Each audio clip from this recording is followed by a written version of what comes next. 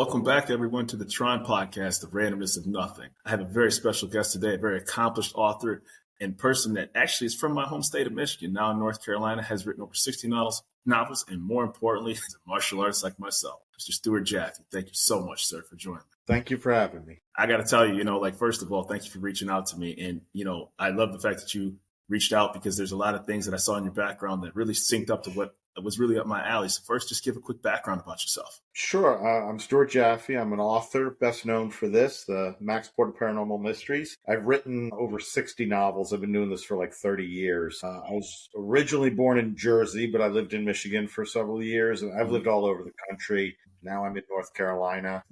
Like I said, I've been writing for about 30 years and continue to do this. Love it, and we'll keep doing it. What else can I tell you?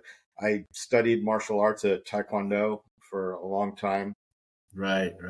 Originally came up through the ranks in learning T.R.O.N Taekwondo, which is the traditional, actually meant for fighting techniques. Yes, it is. And then when I moved down here, really couldn't find a T.R.O.N school. There was one, but I just was not impressed. Mm-hmm. So I ended up doing what you find more in America, which is just for sport. Right. And I did that for many years. And we actually went and competed in Korea, and it was That's amazing. A really cool experience. Yeah. But then I had a knee injury, and my surgeon basically said, I said, can I get back to doing Taekwondo? And he said, sure, but I'll see you in 5 years to replace your entire knee. And that kind of stopped me.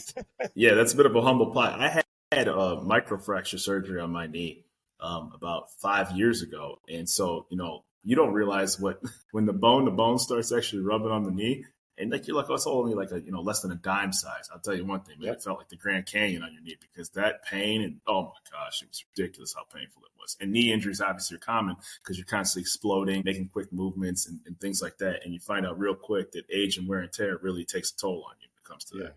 And some of them, like Taekwondo, you're familiar with this, I'm sure, is sure. called a hard martial art because it's very impact. Our blocks are actually attacks. Yes. As opposed to some of the more fluid.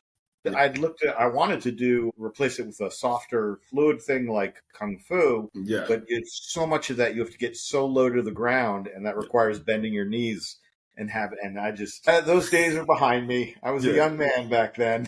Yeah, it's tough to let it go. I have a black belt in Tong Sudo, so obviously we have, for lack of better terms, pretty much the same style that we've come from because they're just from the same tree. So I know I could go down the wormhole of martial arts all day with you, and I practice a couple other different styles, but it's always nice to have those conversations with people.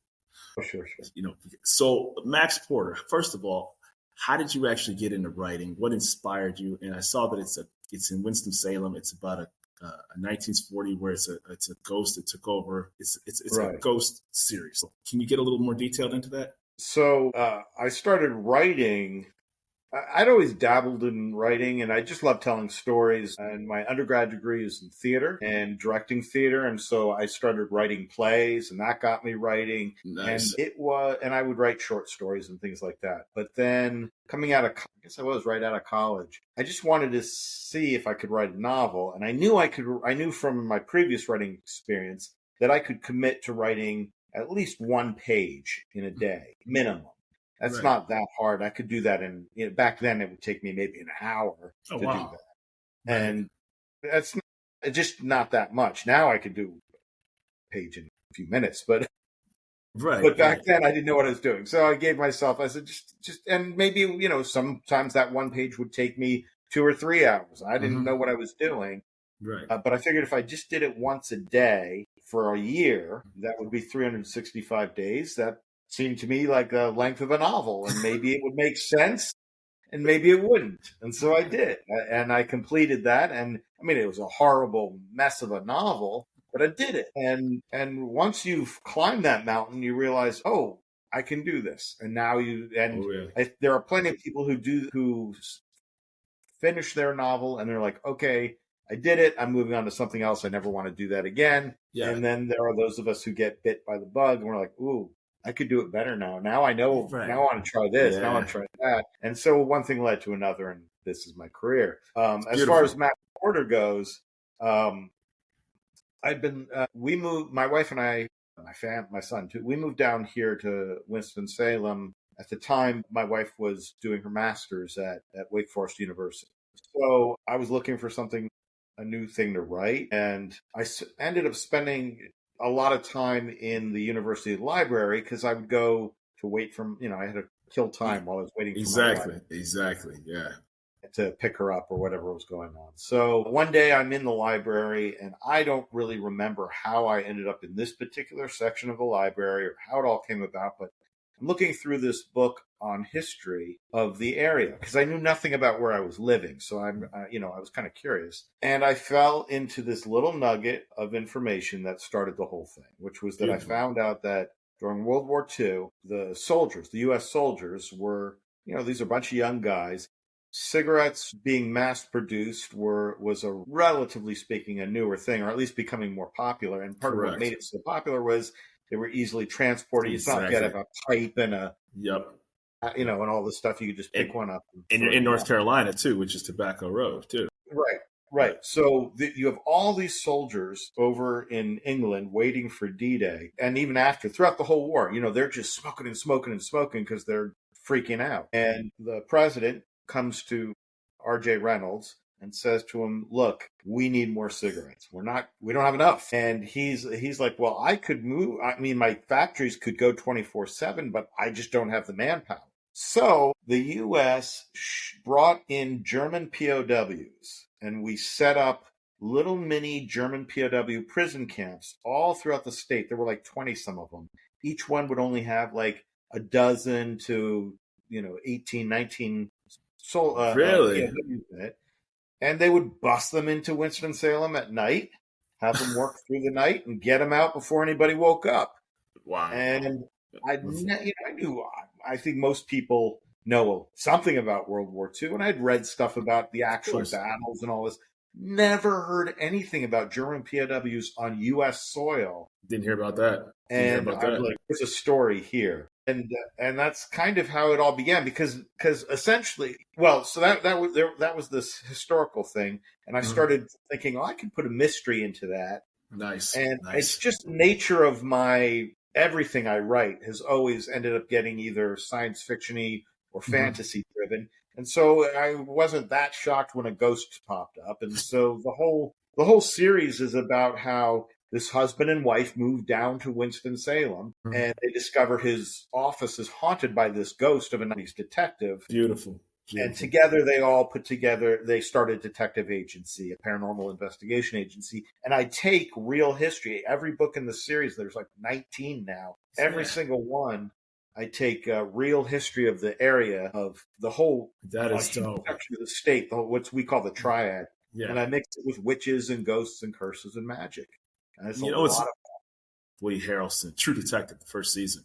That was in like the Bayou, and it was so different because it was an area that hasn't been explored a lot on television and film, and so it was a different setting, so it immediately captivated you by its surroundings. So the fact that you have something based in North Carolina, in this area, automatically piques my interest. So you got 19 books. So what other historical things did you find out?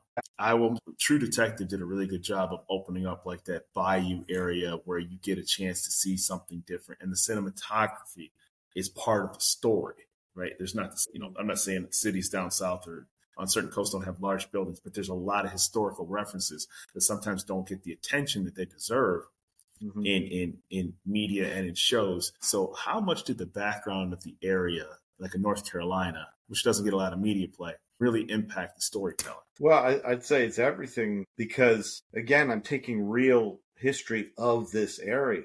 So that one of the fun parts of writing the Max Porter books are that leading up to the actual writing of the book, I have to do research on these things. So I find a piece and then I can actually go to the place and see what it is. And some of them are underwhelming and some of them are overwhelming.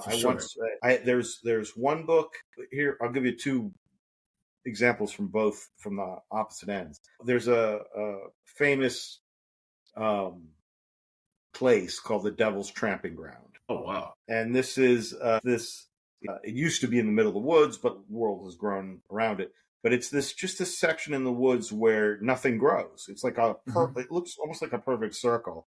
and it's just like it's all dead. And supposedly, if you put like something out there, you come back in the morning and that thing will have been thrown to the side. And the idea that the legend is that it's the devil walking around in circles Yep. as he tries to make up his evil plans.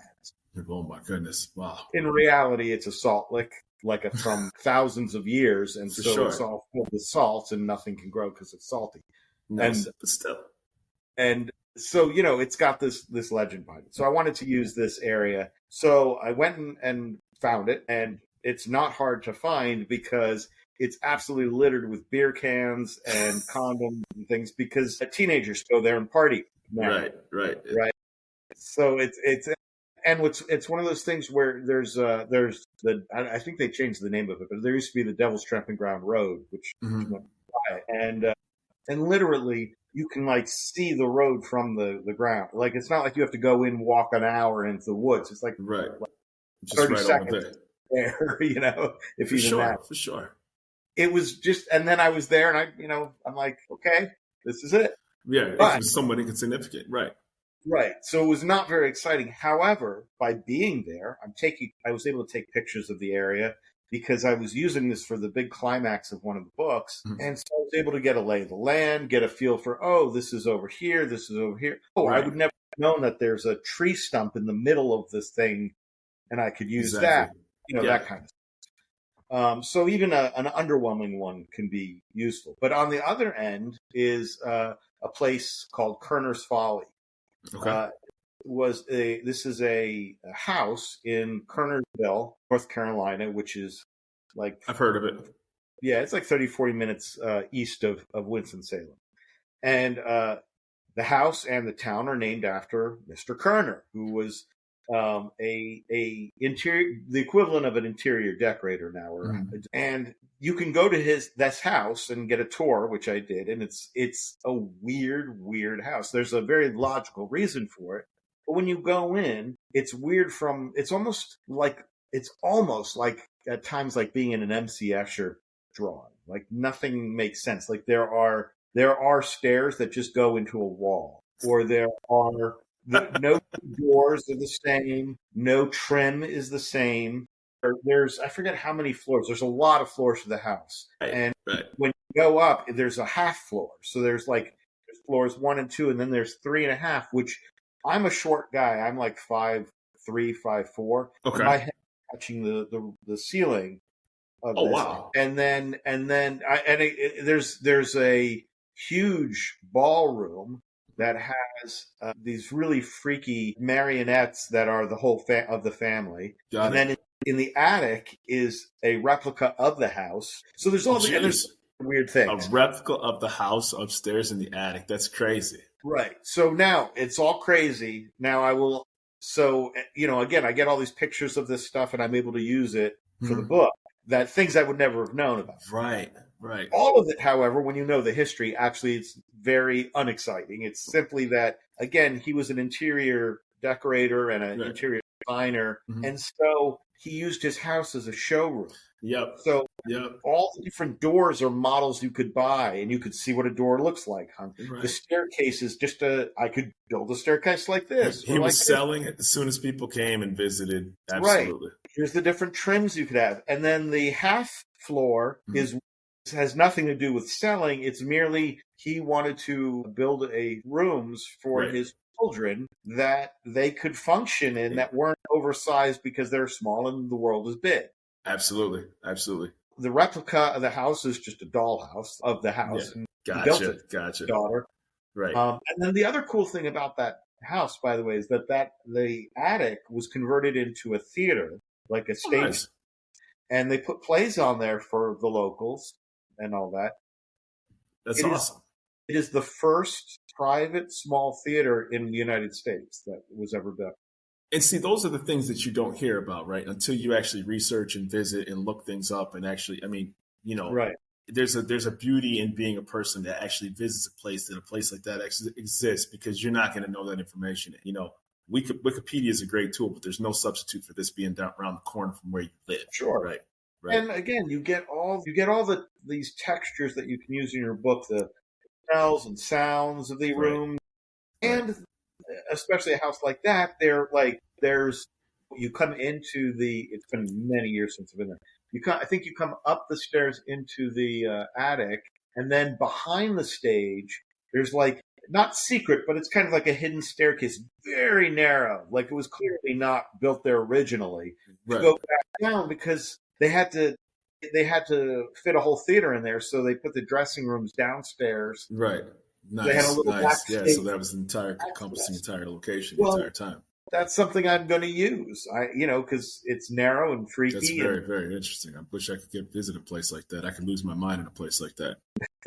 Did I get locked out again? I think we're back. Okay, we're good. Yeah, and so just in my mind right now, what I'm picturing out is like you got these plays and you got a replica of this house, and I haven't read your books yet, but in my mind, I'm picturing like a murder at a play or a murder in a house that has those steps like that, or some sort of Absolutely something that's happened. right, something took. With that house, I've completely forgot about this because this is like the second or third book that uses this location. The day I went there to look at it, they had just that week, they had just been officially the North Carolina Paranormal Society had officially said that that attic was haunted.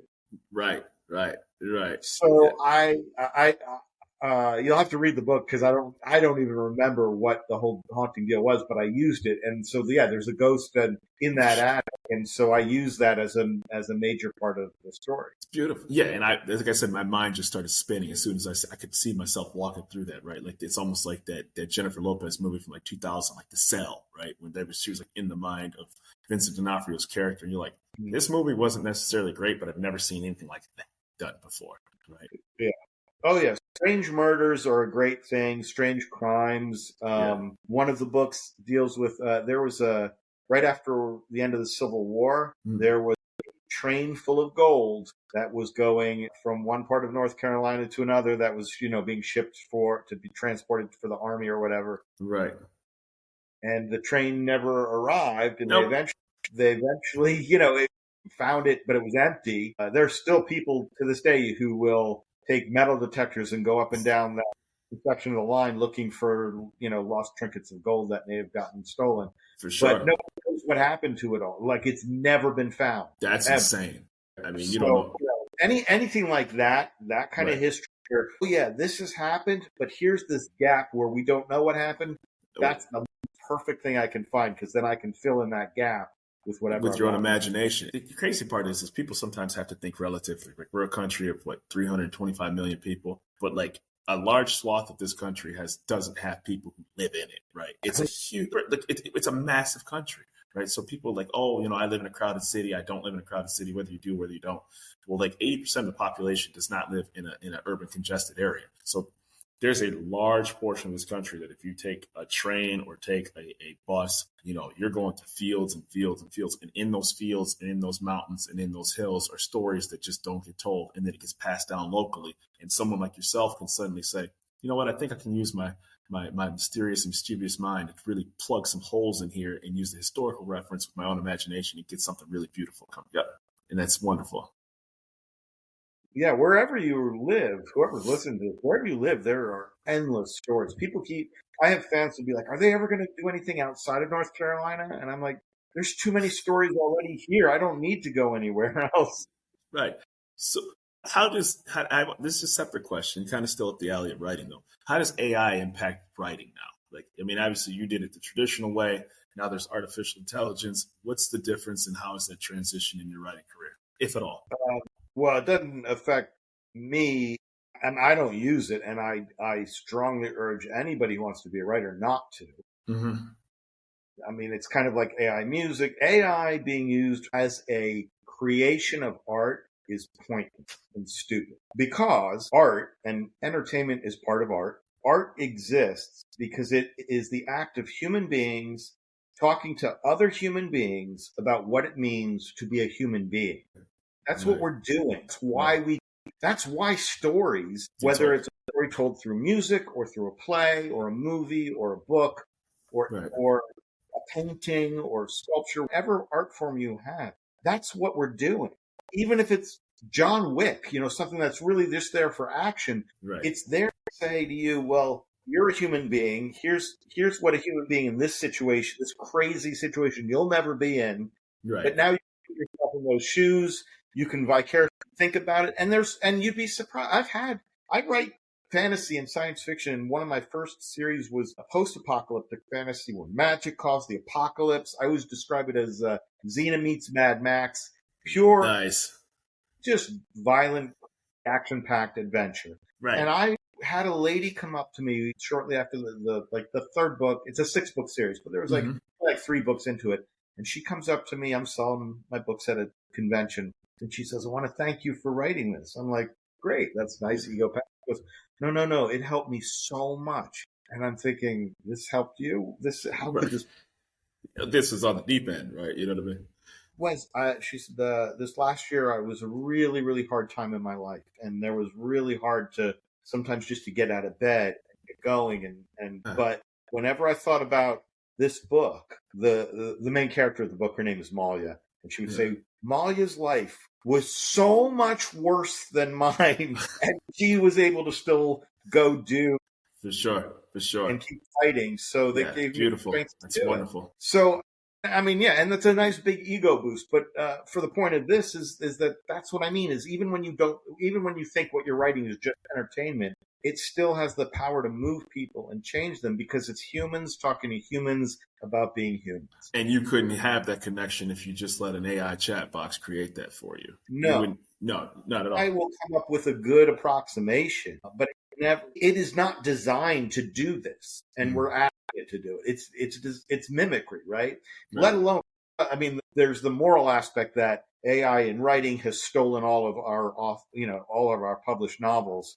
So it's stolen my work, and I never got paid for it. And they trained it on that. And Facebook is stealing everybody, the published works, but all of your posts, everything you've ever written is going into Facebook to help train their models. And they're all, I mean, the Pandora's box is open, the genie's out of the bottle. None of us are ever going to get that back. Right. But here's the thing to understand about AI and why if you do it, I don't even know why you would want it. I don't understand. If you want to create something, create it. If you don't, then why? So can it be used as an editing tool then? If you said, okay, I would like to clarify this sentence. So absolutely. AI is a great tool. For example, one of the ways we've been using AI forever is spell check. That's AI, folks. Basic one, but it's an AI. Same with grammar check. Sure, absolutely. That's a tool. It's not doing the creative, artistic, expressive part for you. It's helping you do that. Right. And that's different than what people are using it for. And the problem with using it is that this was an experiment done early on, and I've always thought this was a really good, or I don't know if it was an actual experiment done, but it was a explanation that puts into clarity why AI will never actually be good at art. If you take an AI like a Chat GPT, cut it off from all learning and just fed it Shakespeare. So that's the only thing it knows is Shakespeare. And then you say, write me a sonnet about whatever, in the style of Shakespeare. It will do that. And it will give you a sonnet, and the sonnet will be okay. Right. Because what it does is it creates an average, a median. And so it will only ever be able to create an average Shakespearean sonnet. It could never, ever, ever create something great or something really terrible. Because if it does that... Medium. It goes to the medium. Right. Because if it accidentally creates something great, it will cut that out and say, that doesn't fit the median. That's an outlier. And outliers are what we crave. There's all kinds of mediocre crap on streaming services or in the movie theaters. And we go and we're like, yeah, that was okay. But it doesn't really do anything for us because it really wasn't that good. It's almost like cooking, right? So like, your mother, grandmother, wife would know exactly the right spices on, to the T. Even though the cookbook may say a certain, is exactly what you need to do. It's like, well, yeah, you can cookbook it, but I like it a little bit more like this. You got to add the hot sauce. You got to add, herbs and spice and things like that. And that's where a real human interaction experience comes in. Those personal touch feelings that come in like that way, it tasted good, or that it hit your taste bud. Human beings, as far as audiences of things, we are terrible at knowing what we're going to like. We're great once it happens. We're like, ooh, I like that, but we would never pick that. There's so many examples in film, like the Barbie movie. Other than people who love Barbie, and even people who love Barbie would be like, how are you going to make that into a movie? It was very funny because I thought the same thing. It was very funny because I was like, yeah. Yeah. And I mean, that's just off the top of my head of something more recent, but it goes back, you can go back. What is often considered one of the greatest, if not the greatest movie ever made, is Citizen Kane. And when that thing it was breaking all the rules of how you make a movie. So nobody do well. Same with Star Wars. Even George Lucas was like, I ruined my career. But, it's after American Graffiti, right? So So nobody knows. Nobody, including the artist, often knows whether what they've created or the artwork, how it's going to connect. And an AI can never do that. It can never take that chance. It will reject that creation and say that's not what I'm being asked to make, and it'll make something lesser than that. Got it. So that's one of many reasons I hate AI. As far as creating art, right. I think AI is going to be a fantastic tool, or whether it's like I use it, like you said, like we were talking about for spell check and grammar and things like that to speed up processes, sentence continuity, things like that. Sure. Right. Other parts of life, a self-driving car has got to be using some forms of AI. Mm-hmm.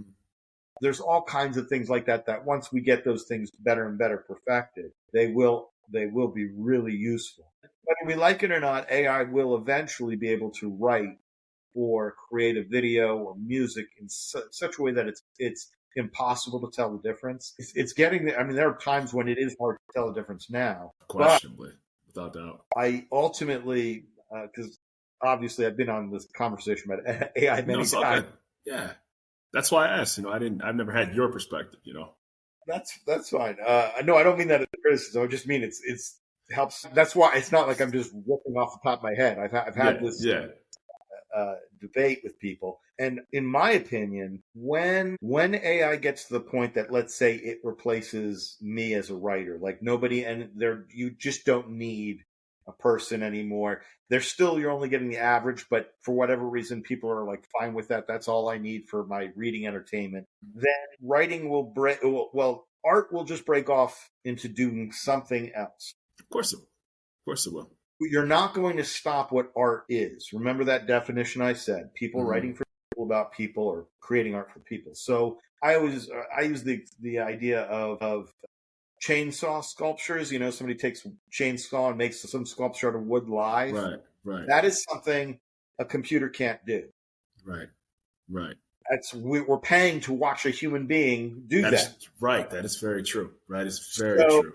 That is very true. It might become the greatest art form in the world because that's something unique to a human being. Same with like stand-up comedy right now. I can't imagine the authentic experience. Yeah, I can't imagine paying, and I'm sure you could get a robot to stand up there and tell jokes, but substitute.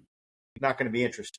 So there's going to be art forms that AI displaces me or illustrators or musicians in some way. The personal touches. But the ones who want to continue like making music, it'll be live performances that and I think just human beings will go find some other thing. Right. If we can no longer express ourselves to each other through writing, we'll find something else to do it. And, whether that's chainsaw sculptures or something I've never even thought of. Right.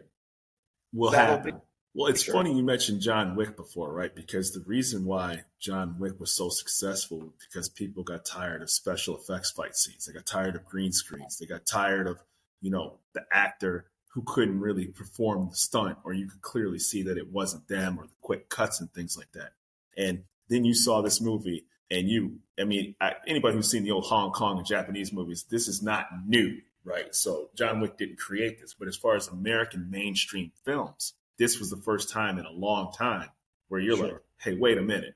The actor knows the scene. The actor can fight. The director is a former stunt coordinator and stunt double and martial artist. And all the people on screen are actually performing actual martial arts. And it's authentic. And you're like, it mattered to a fan who watched action films and watched fight choreography. That mattered. We've all seen Van Damme. We've all seen Scott Adkins. We've all seen Wesley Snipes. But this was the mainstream movie of the guy who did The Matrix that's fighting in his kitchen with knives and guns. And you're like, there's no computer that can substitute that experience. Nothing. And and like you said, they took one of the big things they took from the old school Hong Kong films is not just once you have somebody who can do these things, you then show them happening. You don't cut it. They're the punches, the flips, the shoot, the gunshots, all of that was, you got to experience authentic. Yeah. And then he actually reloads, right? He's the small things. Absolutely. The small things, like he's reloading, right? And you're like, okay, this, and then you're like, where's more of this coming from? So, obviously you've written a lot of novels. You're very successful in your field. I got to ask this. Is this a TV show? Has anything been made into shows, movies, TV movies? Not yet. This thing, Max Porter, going back, I think it was 2017, 2018, I signed a contract with a producer, and he spent 2 years giving me money so he could go try and make it into a TV show or a movie. Yeah. Getting anything actually made is really, really, really hard. I can only imagine. I know some authors, some bigger name authors that have made a killing on year after year, letting their things get optioned, and they've never been made. And in fact, one author once said to me, I kind of don't want it ever to get made because this is guaranteed money, and if it gets made, I'm only going to get a big payout if it does well. Right, like the writer of Forrest Gump, right? Who didn't make a dime. Yeah, and sometimes you get screwed out of it too. Right. So this wasn't a huge amount, but I got paid several grand a year for a couple of years while they tried. But it was a fascinating window into just how hard it is to make, and because there were a lot of recognizable names that got at one time or another attached to the project. And we pitched, we got interest from this studio or that studio, and then it would go through a process, and then it would not happen. And then, and eventually they're like, well, we tried for 2 years, but we got to move on to some other project and find something that works. Of course. No doubt. That's awesome though.